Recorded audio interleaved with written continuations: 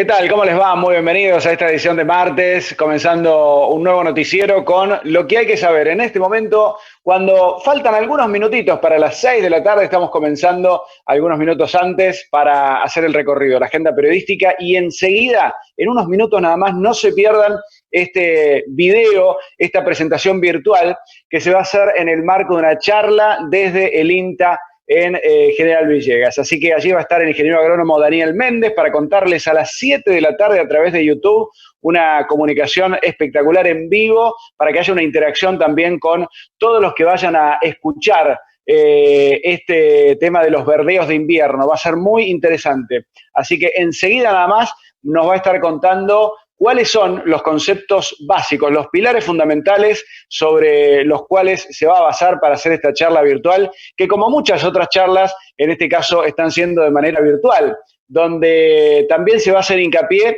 en las comodidades que tiene esta modalidad respecto de la presencial, ¿no? Se pierden quizá algunas cositas, pero se ganan muchas otras también.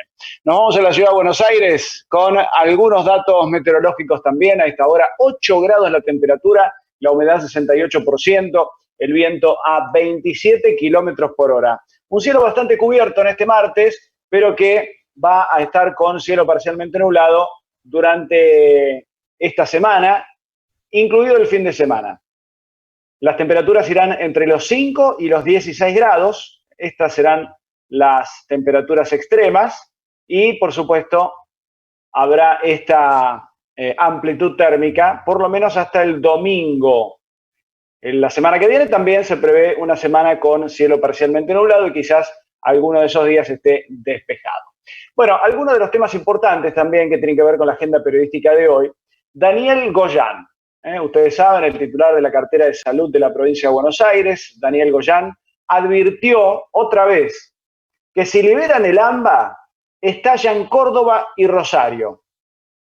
Directamente, estallan Córdoba y Rosario si liberan el ámbito de la provincia de Buenos Aires y la ciudad, justo donde está la mayor concentración de gente. Hablamos de conurbano y, por supuesto, el centro.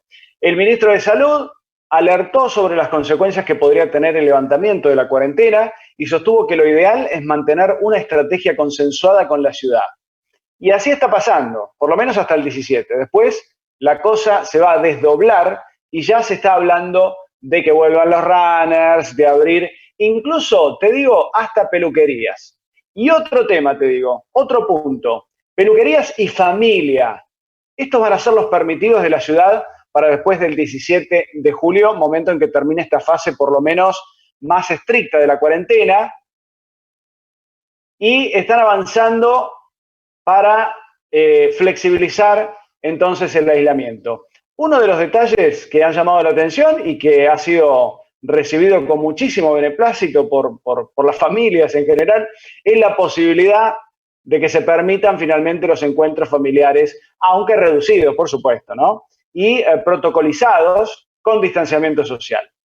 Pero también la apertura de peluquerías, algo que se estaba reclamando desde hace mucho tiempo, no se sabía muy bien por qué, la fundamentación de por qué lo habían cerrado, si cada uno podía tener de todos modos las medidas de seguridad necesarias, el distanciamiento, la utilización de barbijos, o como en China, ¿se acuerdan? Seguramente han visto algunas imágenes de los peluqueros que a distancia y con algún utensilio un poco más largo hacían los cortes y los peinados a la gente. Pero bueno, siempre hay alguna posibilidad, esto se estaba reclamando, por lo tanto volverían a abrir las peluquerías. Esto es lo que se está conversando en este momento.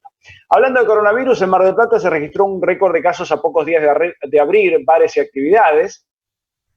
El total de positivos asciende a 58 y hay 15 pacientes que se realizaron el hisopado y están aguardando el resultado. No es mucho, pero claro, en Mar del Plata no había prácticamente casos, con lo cual 58 en un día es un montón. Y la verdad es que hay que tener en cuenta este tipo de cosas, porque está bueno que se abran las actividades económicas, que abran los bares, los restaurantes. A todos nos gusta salir a comer algo o a tomar una cerveza, pero también es necesario que todos nos pongamos las pilas y respetemos las pautas, porque esto no quiere decir que se haya vuelto a la normalidad. Quiere decir que hay que seguir respetando ciertos códigos y reglamentaciones para no contagiarse, para evitar justamente que progrese el coronavirus. Así que bueno, a raíz de esto, que han abierto bares y restaurantes, se ha detectado un aumento de casos en la ciudad feliz. Bueno, otro de los temas, y que tiene que ver con el coronavirus, pero en este caso a nivel mundial, la OMS advirtió que se está acelerando la pandemia. Atención con esto, porque muchos no le creen a la OMS, pero bueno, son cuestiones fundamentales. Obviamente hay profesionales de gran nivel que están advirtiendo esto. Claramente no se llegó al pico. El director general de la Organización Mundial de la Salud trazó un diagnóstico sombrío sobre el avance del coronavirus en el mundo y parece que hay una cepa en algunos países donde dieron por finalizada esta pandemia y hay una cepa que es mucho más severa que la anterior. Así que, y estamos hablando de COVID-19. Es una cepa que es 6 veces más potente, más contagiosa que otros coronavirus. Así que atención con este tema. Se están registrando rebrotes importantísimos en algunas partes del mundo donde se creía que estaba todo superado. Bueno, parece que no es tan así, así que hay que estar muy atentos y sobre todo, como decía, cuidarse muchísimo con el tema de la flexibilización, la apertura de las actividades económicas, de los comercios. Siempre hay que estar atentos a eso y al distanciamiento social. Bueno, el gobierno definió el proyecto de la nueva moratoria impositiva para personas y grandes empresas. Tiene que ver con la condonación de intereses, la cantidad de cuotas dependiendo del tamaño de la organización y las restricciones para el acceso al mercado de divisas entre los beneficios y las condiciones que establece el proyecto. Y las deudas con la AFIP ascienden a 500.000 millones de pesos. Este es el proyecto, sintéticamente, de esta nueva moratoria impositiva para personas y también para grandes empresas. Bueno, vamos a hablar en un ratito también sobre lo que le pasó a Jair Bolsonaro. Ustedes saben que tiene finalmente coronavirus porque hace un tiempo también se había hecho un hisopado, le había dado negativo, pero en este caso está el estudio por el positivo. Me siento perfectamente bien, dijo, aseguró que no tiene síntomas, comenzó a ser tratado con hidroxicloroquina y acitromicina, así que está evolucionando bien. Acaba de salir, dijo él en vivo, ante los medios de comunicación, acaba de salir el resultado del test con resultado positivo, dijo. Esto, bueno, por supuesto reviste cierta gravedad porque él tiene 65 años, el mandatario brasileño, y está dentro de los grupos de riesgo. Así que comentó brevemente que comenzó el domingo con una breve indisposición y ahora que está perfectamente bien. Estoy bien, normal, incluso quiero dar un paseo por aquí, pero no puedo debido a recomendaciones médicas. Dice Bolsonaro que, bueno, se está recuperando entonces de esta gripeciña, como lo había mencionado en su momento.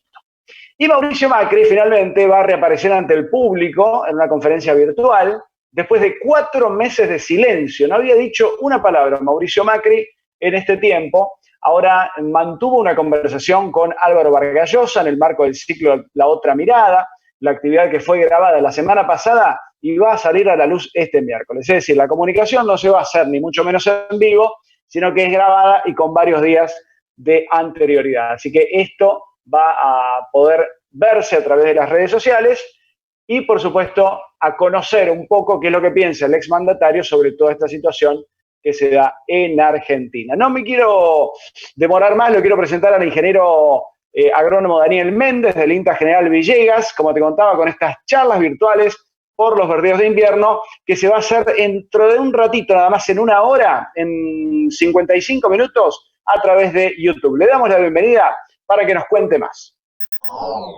Esperemos no tener que estar con ustedes para que nos respondan esta pregunta. ¿Se puede entonces mejorar la utilización de los verdeos de invierno? ¿Cómo te va? Muy bien, Leandro, todo muy bien. Sí, por supuesto que sí, y la idea es un poco tratar de dar algunos aspectos que si bien, digamos, el ingeniero agrónomo le cuesta decir que hay recetas, pero a nosotros desde INTA nos gusta dar 4 o 5 tópicos que después de la charla uno se los puede llevar como para implementarlo y uno tener la seguridad de que estas cuestiones implementadas dentro de ciertos parámetros tenemos, digamos, una alta probabilidad de conseguir la respuesta buscada. Bien, bueno, una charla virtual hoy a las 7 de la tarde cuando terminamos nosotros el noticiero. No te pierdas esta charla virtual con el ingeniero agrónomo Daniel Méndez y sobre todo preguntarte también cómo se van a preparar para este espacio. Sabemos que más o menos es una hora de charlas con estas disertaciones. Ya han venido haciéndolo, pero contanos un poco la experiencia que tienen ustedes allí en el INTA y en comparación con las charlas presenciales, ¿no? ¿Cuáles podrían ser algunas diferencias? Es una experiencia, digamos, muy buena, digamos, el tema de la pandemia nos dio esta oportunidad de poder vincularnos masivamente un montón de gente, pero tiene sus cuestiones, digamos, lo que nosotros intentamos, aunque, digamos, es difícil, es tratar de salir de la lógica de la charla de PowerPoint que teníamos en salón, la pasamos directamente a Zoom. Nosotros tenemos que pensar que uno, digamos, muchas veces no está teniendo una interacción directa con la gente, no ve la cara, no ve si la gente se duerme, como solemos decir, o está atenta. Tenemos gente que vemos que está conectada, pero no sabemos si está activa o está haciendo otras cosas, porque muchos se conectan desde el trabajo, de una oficina, de la casa, lo escuchan manejando. Entonces, las formas de interacción son distintas y eso a nosotros desde INTA nos preocupa bastante.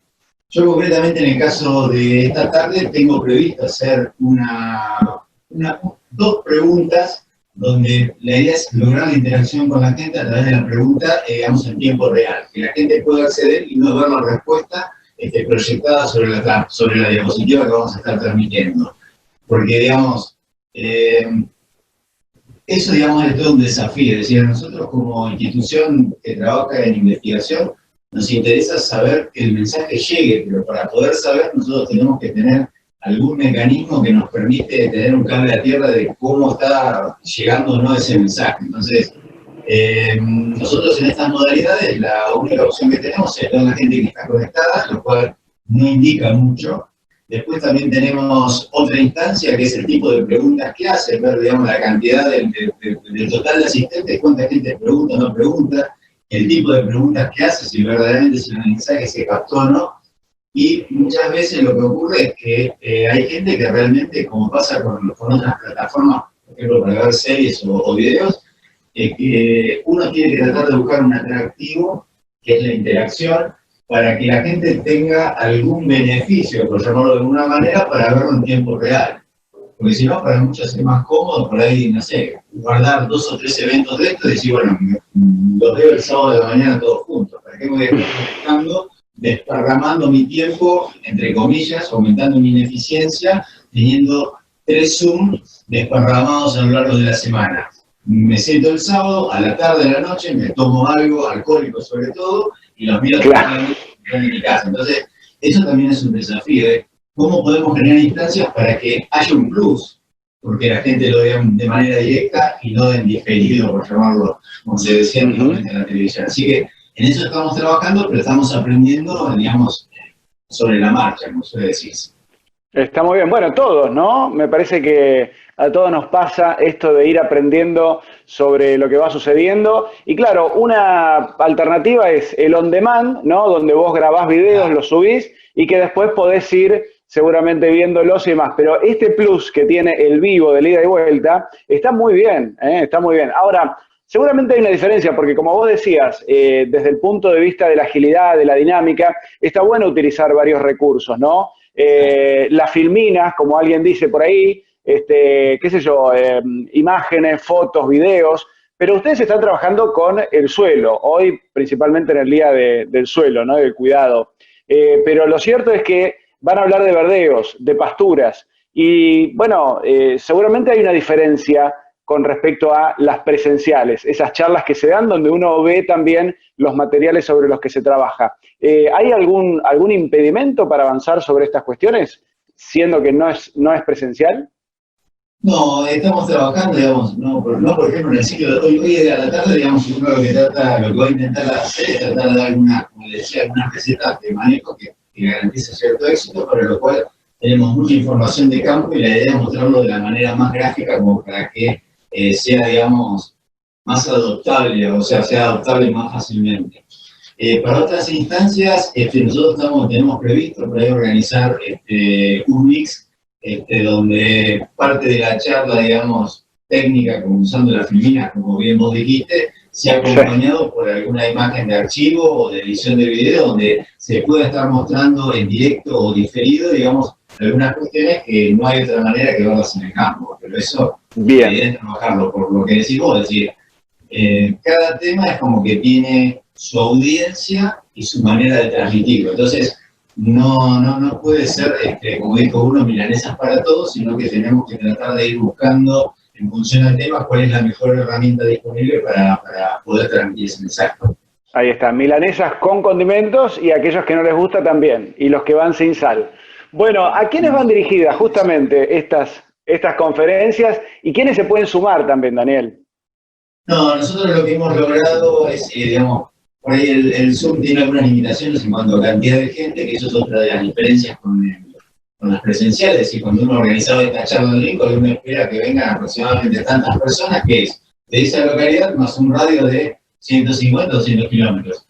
Esto trasciende todas esas fronteras y ya no existe la distancia geográfica. Entonces, las posibilidades de conexión son infinitas, por llamarlo de alguna manera. Entonces, lo que nosotros hacemos es, usamos esta plataforma que es el Zoom como para hacer el vivo, pero eso se transmite directo por YouTube, donde no tenemos limitaciones para la cantidad de asistentes.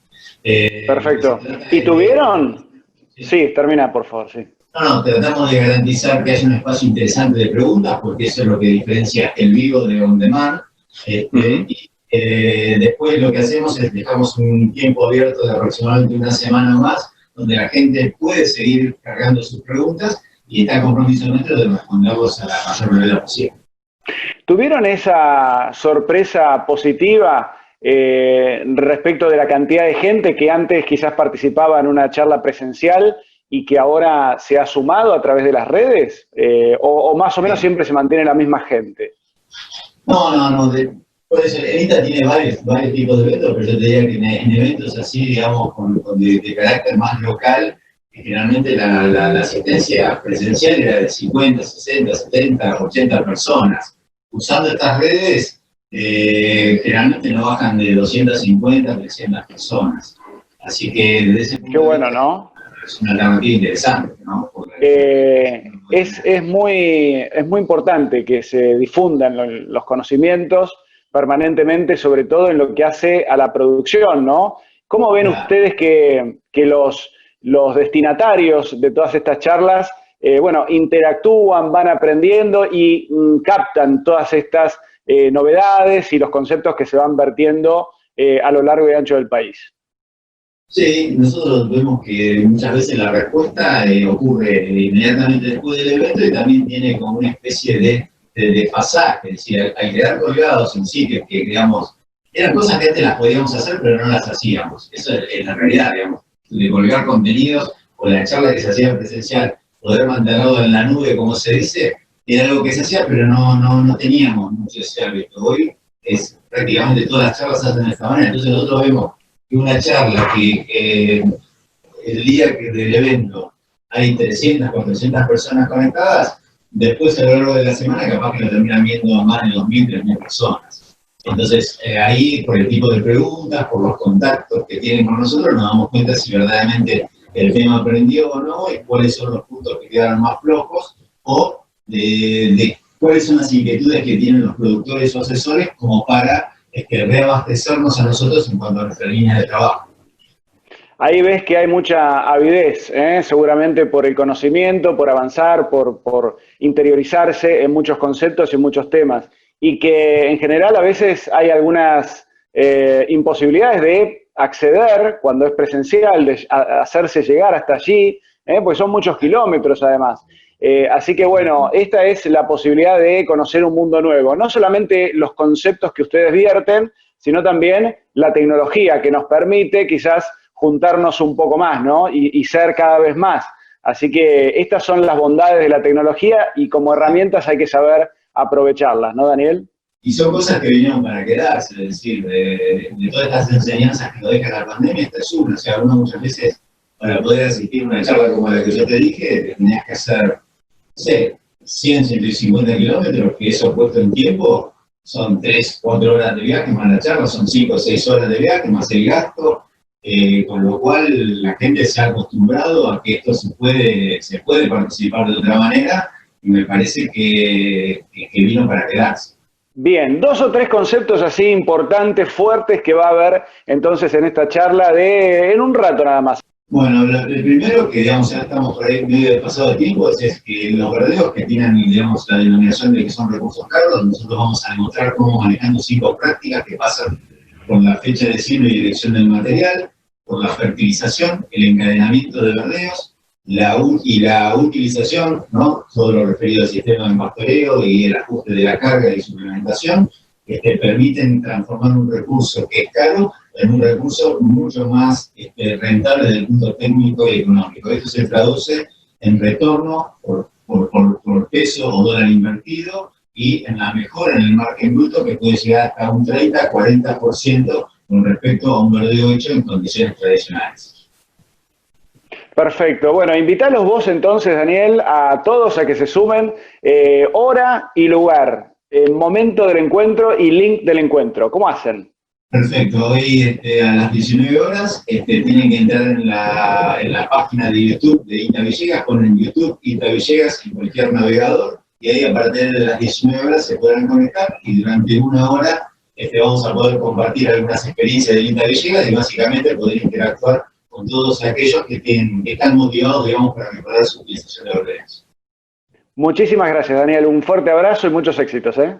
Gracias, Leandro. Gracias a vos.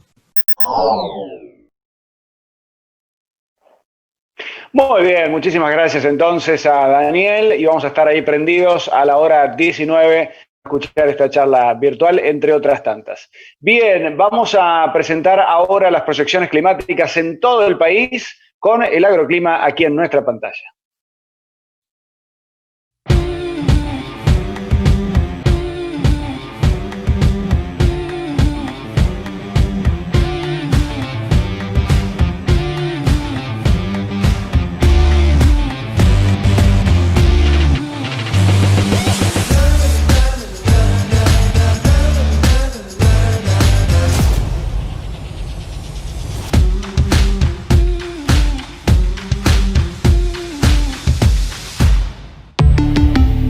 Volkswagen.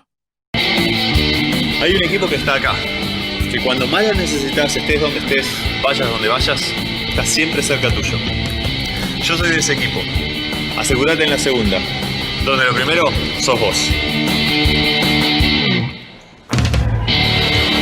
Grupo Asegurador La Segunda. En la última semana se registraron lloviznas o precipitaciones de bajas cantidades acumuladas en el centro, este y sur del país. Los máximos acumulados de hasta 75 milímetros se registraron en la cuenca bonaerense del Salado y norte de Corrientes. Durante el mes de junio se acumularon más de 50 milímetros en el este argentino, centro y sur de Buenos Aires y la mayor parte de Entre Ríos, Corrientes y este de Formosa, al igual que en zonas cordilleranas de Neuquén y Río Negro. Dentro de las regiones mencionadas, hubo acumulados mensuales puntuales de más de 100 milímetros. En cuanto a las temperaturas, tanto la máxima como la mínima promedio fueron menores al promedio histórico. En la madrugada del último lunes, se produjeron heladas generalizadas en la región pampeana, registrándose en el centro y sur de Córdoba temperaturas de hasta 7 grados negativos a nivel de superficie. A fines de junio, las reservas de agua en el suelo de referencia eran excesos en el extremo oeste del país, con un gradiente de humedad en disminución hacia el oeste de la región pampeana. En la zona núcleo, particularmente, las reservas a esa fecha eran escasas o regulares. En el centro y sur de Buenos Aires, presentan condiciones adecuadas a óptimas. Respecto a los cultivos, continuaron las tareas de siembra de trigo aunque de manera heterogénea. A nivel nacional, se alcanzó el 75% del área de intención de siembra. En áreas como Buenos Aires y algunas de La Pampa, las precipitaciones fueron oportunas para mejorar la humedad de suelo y de esta manera continuar con la implantación y para la condición de los trigos ya implantados. En el sur de Santa Fe y Córdoba, por ejemplo, la humedad de suelo continúa siendo escasa y limitante para llevar adelante la siembra, excepto al este de esta última provincia, donde en muchas zonas se completó la intención de siembra. Por otro lado, en Entre Ríos, la situación es de excesos de agua en suelo, por lo que la siembra está a la espera de mejoras en las condiciones de piso. Mientras tanto, la cosecha de cultivo de maíz continuó en las áreas donde las condiciones meteorológicas lo permitieron. En otras áreas, se espera una disminución en la humedad de los granos para continuar con la cosecha. A nivel nacional, resta cosechar aproximadamente el 15% del área sembrada con maíz. Por su parte, en cuanto a la soja, restan cosechar algunas pocas hectáreas en algunas áreas de Buenos Aires. A nivel nacional, la cosecha de esta oleaginosa llega al 99% de la superficie sembrada. Se prevé que desde el martes 7 de julio un sistema de mal tiempo afecte con lluvias y tormentas de variada intensidad el NOA y el NEA, algunas de las cuales podrían ser localmente intensas, con abundante caída de agua y ráfagas sobre Misiones.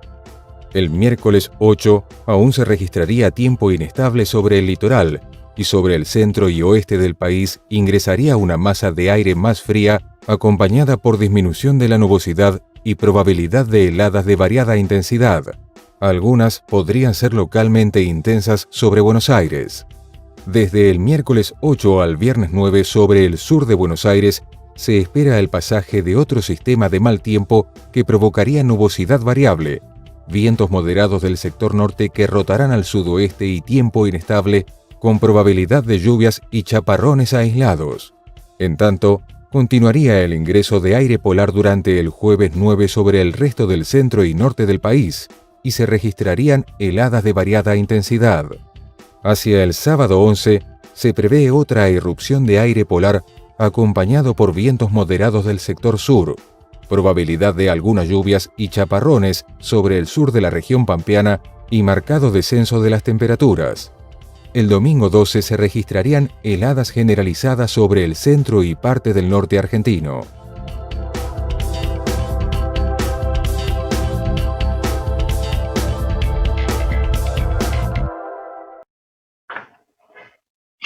De la tarde, 23 minutos. Bueno, en Buenos Aires, 8 grados la actual temperatura. Así va a continuar con alguna situación de cielo cubierto, pero mañana comienzan unos días que se van a extender hasta el fin de semana con cielo parcialmente nublado. Ahí estamos con el recorrido por las proyecciones climáticas en todo el país y con nuestro compañero Miguel Maciel. Así que muchísimas gracias por este agroclima. Y ahora tenemos más noticias con nuestro otro compañero, Sergio D'Arco. ¿Cómo te va, Sergio?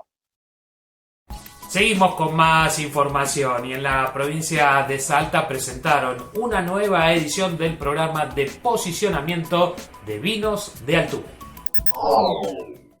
Muy contento después de 10 años poder seguir con esta idea de llevar a todos los actores del sector gastronómico las utilidades que tiene y los conocimientos que tenemos que tener sobre nuestros vinos. Este posicionamiento arrancó como algo en el cual nosotros teníamos la necesidad de ofrecerles a las bodegas un crecimiento en el conocimiento de todo el sector sobre nuestros vinos del Valle Calchaquí.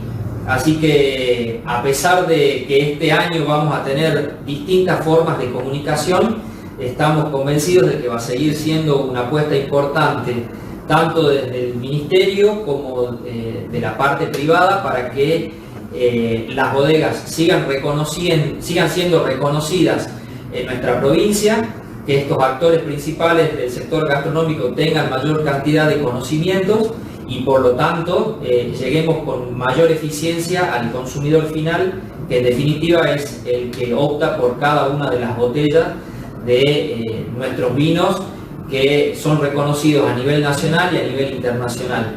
Como mencionaba recién, vamos a tener distintas plataformas, vamos a hacer capacitaciones siguiendo todos los protocolos que tenemos en cuenta a través de COVID-19, así que vamos a hacer capacitaciones pequeñas, de grupos pequeños, pero haciendo foco principalmente en que el conocimiento sobre el vino salteño tiene que ser cada vez más amplio para cada uno de estos actores que hablamos hace unos minutos. Y nos vamos al litoral. Allí en la ciudad de Concordia se realizó un nuevo encuentro de la Comisión Transfronteriza del Acuífero Guaraní. Bueno, esta teleconferencia fue la primera reunión del año de la Comisión Acuífero Guaraní, en realidad, que es la comisión transfronteriza que venimos trabajando de acuerdo a un convenio firmado con la Municipalidad de Salto, y hace muchos años que venimos trabajando, monitoreando los pozos tanto de Concordia como de Salto. Y en ese sentido había varios puntos para tratar, como es el tema de reactivos para hacer el monitoreo y los análisis que se van a hacer en el laboratorio de obras sanitarias, pero se necesitan reactivos especiales para algunos parámetros físico-químicos, y bueno, están para llegar una entrega de estos reactivos para hacer estos análisis por parte del Consejo Hídrico Federal, ya que una vez finalizado el proyecto Guaraní, quedó el piloto Concordia Salto, forma parte del plan de aguas subterráneas a nivel nacional, a través del Consejo Hídrico Federal. ¿Es un proyecto que van a ir tratando mes a mes, semana a semana, o ahora implementaron una propuesta de una futura reunión para ver cómo se va avanzando? Sí, nosotros anualmente realizamos entre 5 y 6 reuniones donde fijamos actividades a realizar. La actividad fundamental que nosotros hacemos acá en Concordia, más que nada, es de difusión, capacitación para docentes, sobre todo es difusión de todo el tema hídrico. El tema es que nosotros, si queremos profundizar en los estudios, tenemos que hacer acuerdos nacionales o provinciales por la importancia de la profundidad del trabajo. Entonces, a través de la Dirección de Hidráulica de la provincia, presentamos un proyecto para la caracterización del acuífero Salto Chico, que en realidad es el acuífero del cual nosotros nos abastecemos, que es el de agua potable, digamos.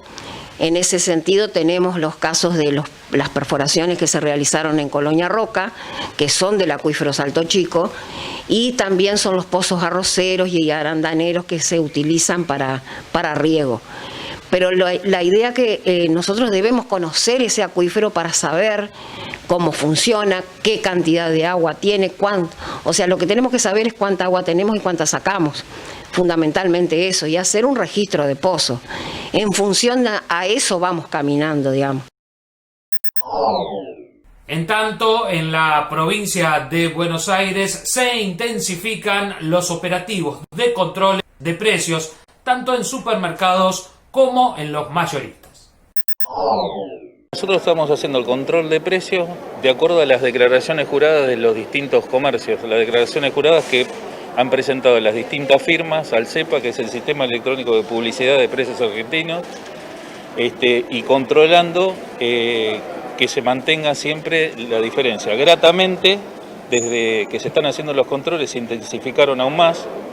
Todos los lugares ya regularizaron en su totalidad, no tenemos diferencia de precio, con lo cual podemos decir que están bien cuidados los precios del bolsillo de los vecinos de San Isidro. Y la gente que nos ve, los vecinos que nos ven concurrir al lugar, lo toman bastante bien, o sea, creen en que se hagan ese tipo de controles, ¿no? En todas las localidades tenemos almacenes de barrio, primeros grandes cadenas de supermercados, controlamos también mucho los mayoristas, que son los que le venden a los comercios de cercanía, y después autoservicios y locales de cercanía, por supuesto, ¿no? Teléfono de contacto 4512-3000, tenemos nosotros que de ahí se llegan todas las denuncias, nosotros ahí tomamos como referencia y vamos al lugar.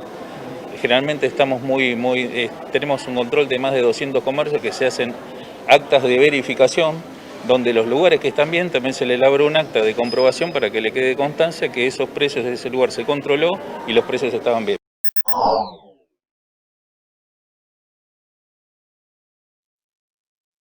Enseguida te vamos a mostrar qué está pasando en Venezuela, porque se ha determinado a partir de un estudio que es el país más pobre de América Latina. Y es el segundo en cuanto a desigualdad. ¿Saben cuál es el primero? Brasil.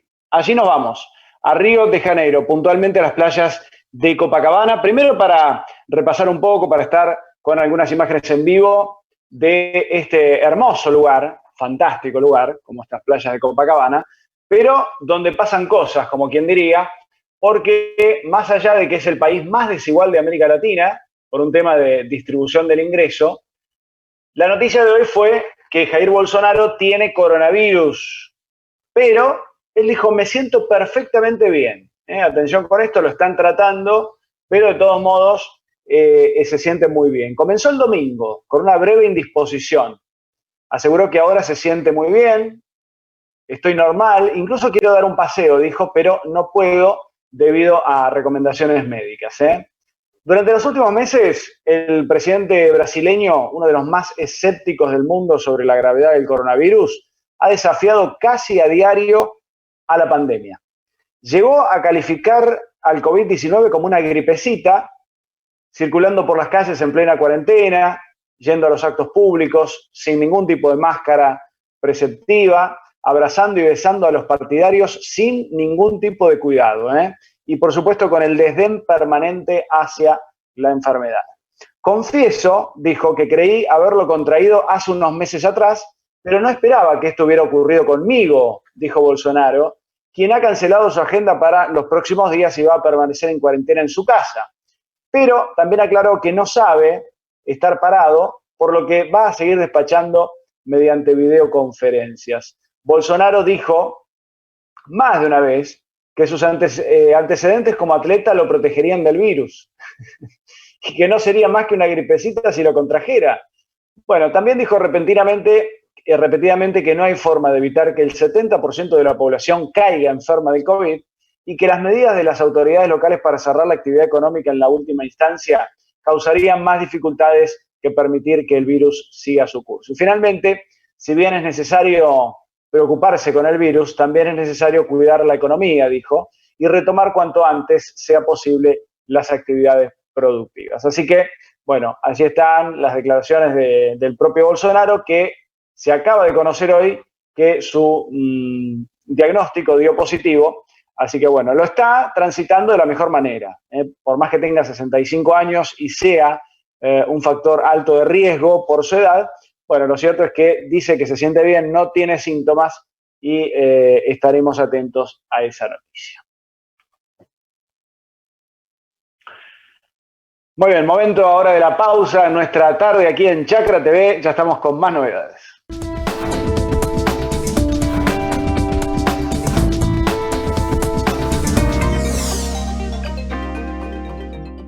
El asado con amigos puede esperar. Ahora es momento de cuidarnos. Por eso, quédate en casa y cocina en casa. Encontrá las mejores recetas en carneargentina.org.ar. Es un mensaje del Instituto de Promoción de la Carne Vacuna Argentina. Siempre adelante. Nueva pulverizadora CIA con motor delantero Depla. Equipada con sistema integrado de aplicación. El modelo que faltaba para tener la línea de pulverizadoras más completa del mercado.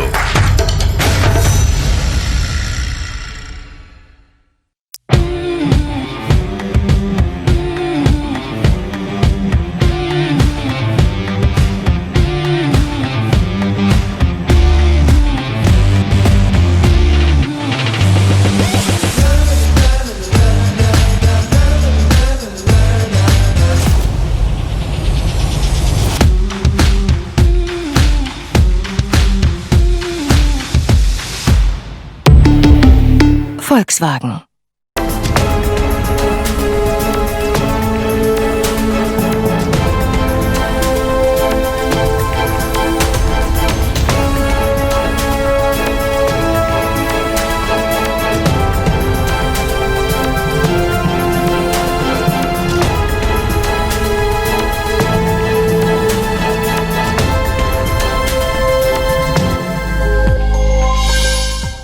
El campo evoluciona. Nosotros también. Desarrollamos una nueva solución digital para comprar y financiar tus insumos agrícolas con las principales marcas. ¿Cómo funciona? Las insumeras ingresan la compra en nuestra plataforma. Vos la probás en Office Banking o la app. Galicia Rural. Rotoenfardadoras Mainero, un negocio redondo, alta capacidad de compactación, gran productividad y el mayor rendimiento, con atador de hilo y red y sistema de cúter o tradicional. Hable hoy con su concesionario Mainero. Tenga el mejor equipo, los mejores rollos y cierre un negocio redondo. Mainero. En momentos donde necesitamos crecer y potenciarnos, es cuando necesitamos una mano de confianza. En La Tijereta te acompañamos en cada paso con genética de calidad, estabilidad y confianza necesaria para hacer que tu campo sea mucho más rentable. Una mano de confianza cerca tuyo, siempre. La Tijereta. Decisiones rentables. Contacta a tu red selecta.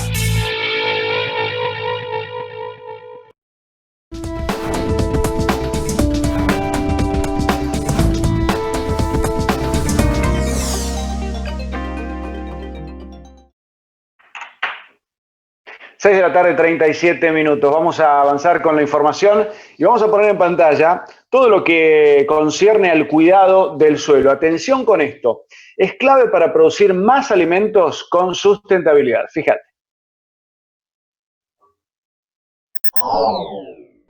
Este 7 de julio es una fecha muy importante para la agricultura argentina. Se celebra el Día Nacional de la Conservación del Suelo, un recurso estratégico en la producción de alimentos y factor fundamental para asegurar la sustentabilidad ambiental en un mundo amenazado por el cambio climático. Está claro que cuidar el suelo es una tarea básica para tener la agricultura que queremos. Para alcanzar ese objetivo debemos trabajar entre todos.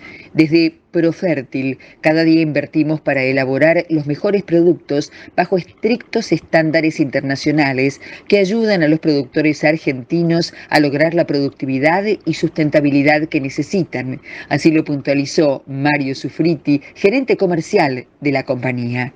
El Día Nacional de la Conservación del Suelo fue establecido por decreto presidencial en 1963.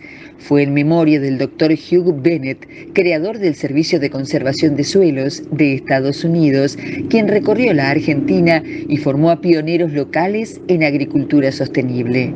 La Argentina es líder mundial en adopción de la siembra directa, un sistema productivo estratégico para el cuidado del suelo, junto con la utilización de las mejores tecnologías en insumos agrícolas y correctas prácticas de manejo, han puesto la eficiencia de los productores argentinos al nivel de grandes potencias como Estados Unidos. Para Profértil, la principal empresa de producción de fertilizantes del país, es una cuestión central. 33% del suelo mundial tiene degradación de alta a moderada por la erosión hídrica y eólica, la compactación producida por la maquinaria, la salinización y la falta de reposición de nutrientes. Fertilizantes como la urea que fabrica Profértil hacen un aporte central a esa reposición. Además, permiten multiplicar su productividad, asegurando la provisión de alimentos para una población mundial que no detiene su crecimiento. Se estima que para 2050 habrán 9.500 millones de habitantes, 2.500 millones más que en la actualidad. En la actividad productiva, un buen manejo de los nutrientes resulta fundamental. Por eso, Profértil impulsa las denominadas mejores prácticas de manejo, que incluyen determinar la dosis, fuente, momento y forma correcta de aplicar los fertilizantes. Atención, ya hay una foto de lo que está pasando en el AMBA en estos últimos días, en el comienzo de esta cuarentena estricta, ¿no? De esta fase, por lo menos hasta el 17 de julio, de lo que está sucediendo en el transporte público. Y la Ciudad de Buenos Aires, con respecto a la provincia de Buenos Aires, al conurbano, está llevando la delantera. Estamos hablando de un informe que se hizo desde el punto de vista del Ministerio de Transporte de la Nación y menciona que hubo una reducción del 24% de gente menos en los últimos 4 días, aunque en la provincia de Buenos Aires no se percibe la misma merma que en la capital federal. Así que están reclamando desde el gobierno, incluso de la provincia de Buenos Aires, más controles. Atención con esto, se está reclamando más controles, parece que la gente no respeta tanto esta cuarentena en la provincia de Buenos Aires. Ya se sabía, se venían viendo imágenes de los centros urbanos de los lugares de mucha conglomeración de gente, donde no es necesario que sea un barrio popular. La gente muchas veces sale igual. Así que este es el informe con esta foto, por lo menos en esta primera parte de la cuarentena estricta en el AMBA. Veremos qué sucede después del 17 cuando la Ciudad de Buenos Aires quiera flexibilizar toda esta cuarentena. ¿Qué va a pasar con la cantidad de casos y con la curva de contagios en la provincia de Buenos Aires? Mientras tanto, Sergio Darco tiene más noticias. Continuamos con más información. En este caso nos vamos a meter en el plano internacional. En la República Oriental del Uruguay aplazaron los plazos de vencimientos para aquellos que fueron beneficiados por la Ley de Emergencia Agropecuaria en el año 2018. Las autoridades del Ministerio de Ganadería, Agricultura y Pesca resolvieron aplazar el vencimiento de pagos de ración a República Microfinanzas para productores, ganaderos y lecheros que habían sido beneficiados en la declaratoria de emergencia de febrero del 2018 en los departamentos de Artigas, Salto, Paysandú, Río Negro, Rivera, Tacuarembó y Durazno. Esto involucra a 924 de los 1.079 productores que habían sido originalmente beneficiarios y hoy están al día con sus pagos. El vencimiento no va a ser el 10 de julio para aquellos y va a pasar a ser el 10 de noviembre del presente año. La medida se toma a partir del déficit hídrico que han sufrido estos departamentos del norte para sus productores ganaderos y lecheros que si bien la declaratoria de emergencia el presente año no ha cubierto a toda esta región, entendemos que es importante dar un poquito más de espacio para poder seguir con los cumplimientos correspondientes por parte de los productores que habían sido beneficiados en el año 2018. En tanto, en el viejo continente, la Comisión Europea empeora los datos de previsión para la zona de la eurozona. The euro area GDP is forecast to shrink by 8.7%. La Comisión Europea empeoró este martes su previsión de crecimiento económico en la eurozona y estimó que el Producto Interior Bruto caerá un 8,7% durante 2020, mientras que para la Unión Europea también anticipó una mayor bajada del 8,3% este año. En sus anteriores previsiones publicadas en mayo, Bruselas esperaba que la pandemia del coronavirus provocara un descenso del Producto Interior Bruto del 7,7%.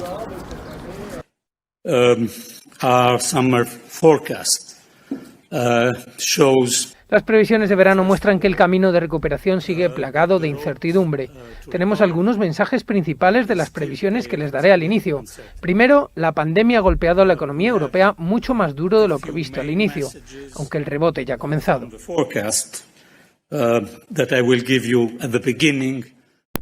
Bruselas destacó que el levantamiento de las medidas de confinamiento se está produciendo a un ritmo más gradual de lo asumido en sus previsiones de primavera, por lo que el impacto en la actividad económica durante 2020 será más significativo de lo anticipado. Entre las grandes economías de la eurozona, Italia sufrirá la mayor caída de Producto Interior Bruto este año con un 11,2% menos, seguida de España con un 10,9%, Francia del 10,6%, Holanda del 6,8% y Alemania del 6,3%. De todas formas, la Comisión Europea recalcó que los riesgos para sus previsiones son excepcionalmente altos y principalmente a la baja. En este sentido, mencionaron que se sigue desconociendo la escala y duración de la pandemia, así como la necesidad de aplicar nuevos confinamientos en el futuro. Las estimaciones de Bruselas, no obstante, asumen que las medidas de confinamiento seguirán relajándose y que no habrá una segunda ola de contagio. Y en la República de Brasil hay alerta y preocupación por la situación de catástrofe, según dicen, en la zona del Amazonas. Las fotografías de Sebastián Salgado son a menudo una denuncia. Imágenes impactantes como estas de 1986 sobre las condiciones de trabajo de los mineros en su país natal, Brasil. Con sus últimos proyectos, el artista da la alarma sobre la situación de los pueblos indígenas en la Amazonía. El que llegó a Brasil al poder hace poco más de un año está destruyendo y causando un mal terrible a esas poblaciones. Hoy esas poblaciones están muy amenazadas por la política del presidente Bolsonaro. Lo que está ocurriendo en Brasil es una catástrofe enorme. Salgado cree que los planes del presidente Jair Bolsonaro de facilitar la explotación agrícola y minera en los territorios indígenas amenaza a las poblaciones de esos lugares, sobre todo ahora en medio de la pandemia. Las autoridades brasileñas saben, lo sabían antes, lo saben ahora y lo sabrán más adelante, que los indígenas no tienen anticuerpos para protegerse de enfermedades que vienen de fuera. Así que los planes del presidente Bolsonaro de penetrar más en los territorios indígenas, algo que hacen y quieren seguir haciendo, son en realidad un genocidio. La obra de Salgado centra la atención estos días en el Festival de Fotografía de la Gacilly, en la Bretaña francesa. La exhibición tiene a América Latina como protagonista en la edición de este año. Y en el lente de los distintos artistas, una preocupación que se repite: el destino de los más vulnerables.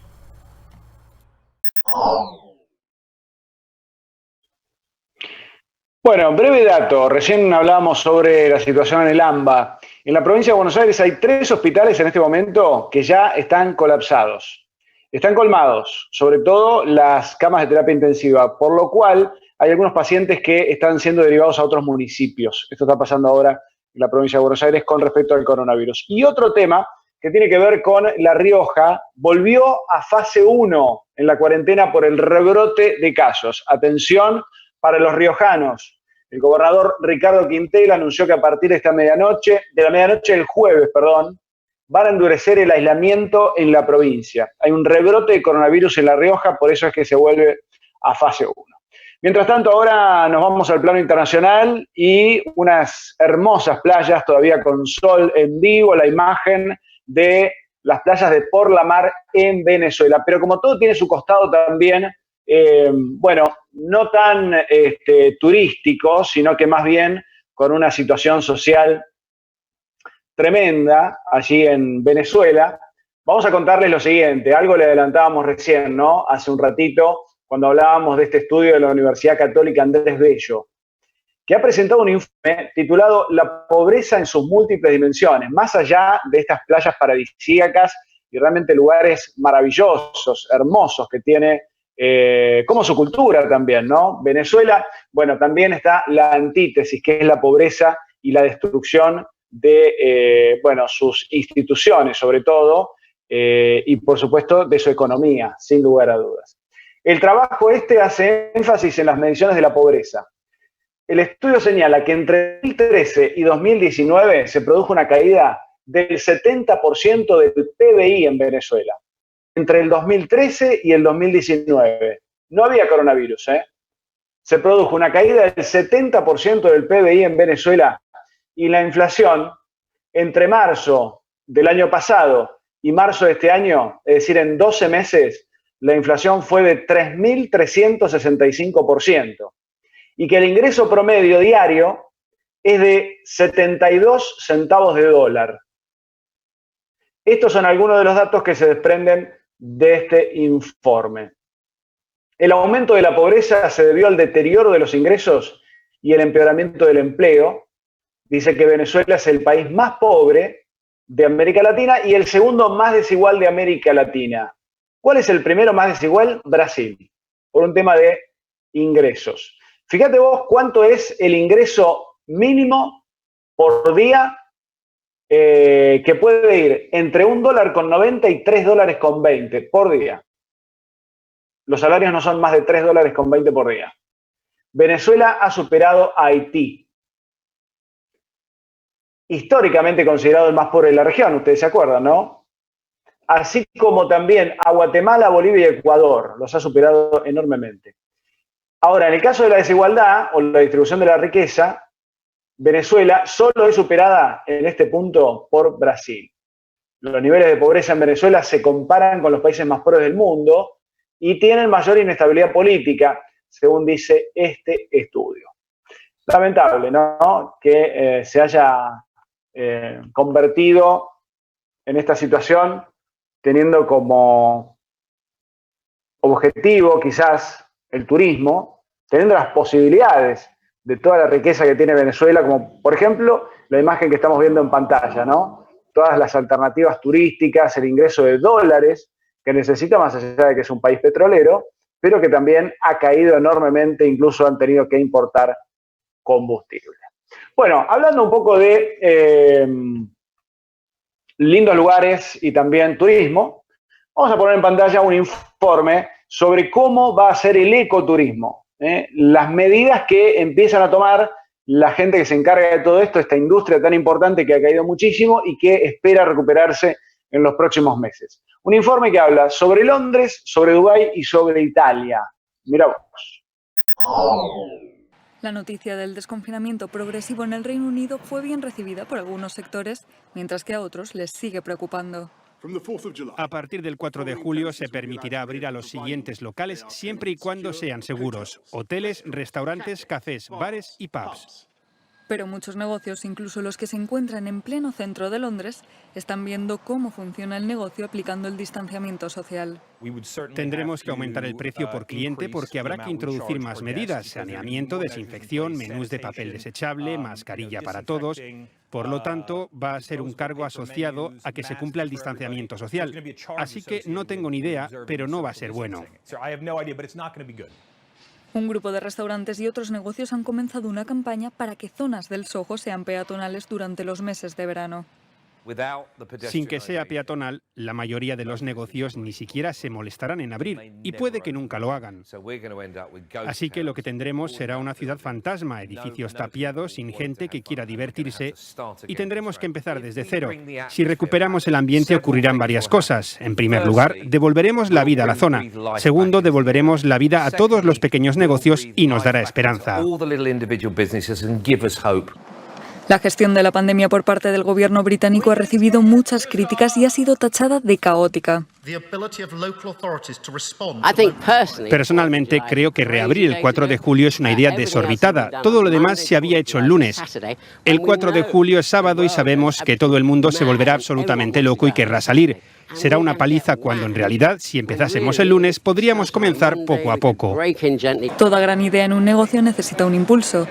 The Global Growth Show es una plataforma competente para los innovadores del futuro. Nos centramos en el trabajo de estudiantes universitarios que buscan soluciones para los problemas sociales y ambientales. Al inicio de la pandemia nos dimos cuenta de que teníamos un buen grupo de personas cuyo trabajo consiste en encontrar soluciones para los desafíos a los que se enfrenta la humanidad. El jurado es quien decide los ganadores. En él están las empresas de inversión que pueden proporcionar la financiación necesaria para aterrizar en el mercado. Me impresionó realmente la cantidad de creatividad e innovación que estos estudiantes universitarios tienen en Estados Unidos, México, Europa, China, India y Oriente Medio. Cuando comencé mi empresa y revisé nuestra estrategia de inversión, inmediatamente pensé en tener un fondo para apoyarlos. Intentamos estar al tanto de las nuevas empresas para ayudarlas a introducirse en el mercado. También tratamos de ayudarles con la inversión, las finanzas, e intentamos asegurarnos de que conocen todos los aspectos de su negocio antes de lanzarlo al mercado. Los productos incluían un envase antiviral, un dispositivo casero para la desinfección y un sistema que utiliza la inteligencia artificial para predecir el deterioro de los pacientes en cuidados intensivos. En una pandemia, el objetivo es que el modelo sea un buen sistema de predicción, y para eso necesita aprender de los datos que están disponibles. La unidad de cuidados intensivos tiene el mayor conjunto de datos posibles.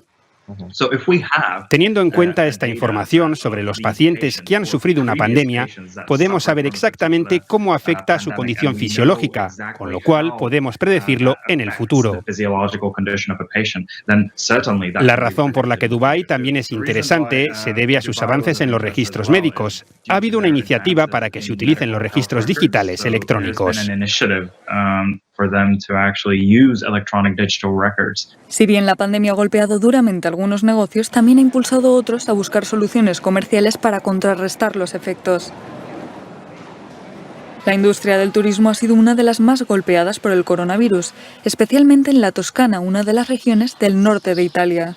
A medida que el sector busca reanudar la actividad, hay esperanza, ya que cada vez más italianos optan en sus viajes por el senderismo y el turismo ecológico. Afortunadamente, hemos visto un aumento en la demanda de turismo y ecoturismo. Lo que esperamos es que la gente abandone el turismo masivo. También porque la COVID-19 impone medidas específicas, como evitar todos ir al mismo lugar, o tal vez porque el aislamiento nos hace darnos cuenta de que también podemos sentirnos bien estando solos. Estamos mejor sin aglomeraciones o en medio de la naturaleza después de haber estado en casa durante 3 meses. Se espera que la pandemia conlleve alternativas inesperadas que alegren a los veraneantes. Estamos transformando al turista en alguien consciente, que respeta la zona y evita la típica actitud de los turistas, incluso en la Toscana. Así que, a pesar de la mala época que estamos viviendo, creamos nuevas oportunidades en grupos con más calidad que antes. Para las autoridades también podría ser la oportunidad de cambiar la forma en la que se gestiona el turismo en el país. Digámoslo así, en Italia el turismo siempre se ha tratado como una actividad auxiliar de la economía principal. Nadie ha intentado gestionarlo, no tenemos buenos ejemplos, por lo que esta podría ser la ocasión de reequilibrar el patrón de desarrollo de las ciudades, incluso en el corazón del turismo. Debemos encontrar un equilibrio entre la presencia de turistas, residentes y la calidad de vida en las ciudades. Y encontrar ese equilibrio será crucial para que la industria del turismo se recupere y se desarrolle de manera sostenible.